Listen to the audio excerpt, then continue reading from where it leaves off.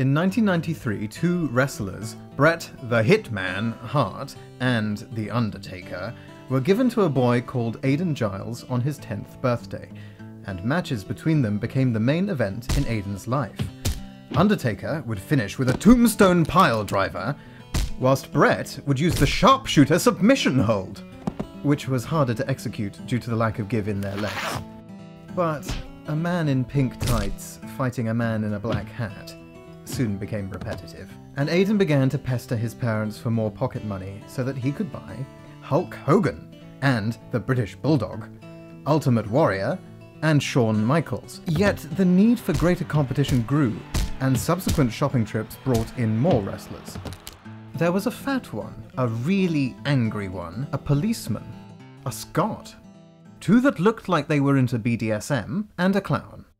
Before long, Aidan had amassed the magic number of 30, the total participants you need to stage a Royal Rumble, the greatest single event in the wrestling calendar where everybody fights until just one man remains. Aidan would ensure each wrestler battled to the best of their ability, and grudges and rivalries guaranteed intense competition. Greg the Hammer Valentine was usually the first to be eliminated. The Nasty Boys never fared well either.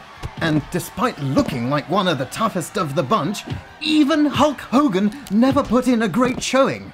As these epic matches rumbled on, you could be sure that the last few would always be the same. Apart from the time Marty Jannetty defied the odds to end up in the Final Four. Shawn Michaels had a dicky arm, so third was a worthy outcome, which would leave Bret Hart and The Undertaker to battle it out to be king of the Battle Royale.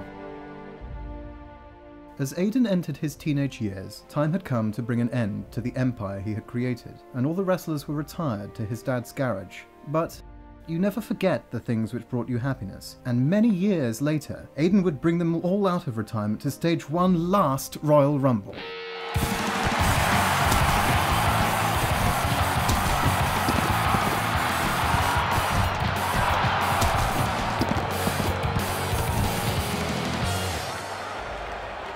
Aidan's favourite toys from his youth always remained so, and it was no surprise which wrestlers were still standing when this final fracas came to an end.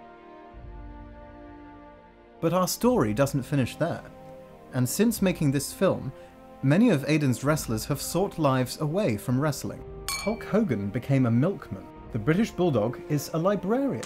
Marty Jannetty went native and lives up a tree. Doink the Clown still fights, but now just fires. Lex Luger test drives Formula One cars. Razor Ramon is a plumber. The $1 Million Man sells insurance over the phone, whilst his tag team partner IRS sells it door to door. The Legion of Doom formed a heavy metal band. Papa Shango became a cowboy. Shawn Michaels had a fling with one of Aidan's mum's ornamental ladies.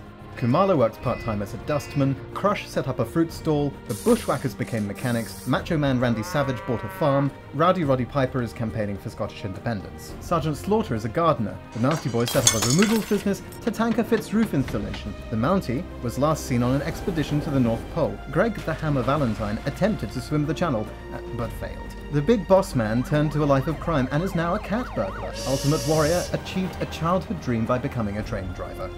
And Undertaker and Bret the Hitman Hart are still in the garage, waiting for Aidan to return.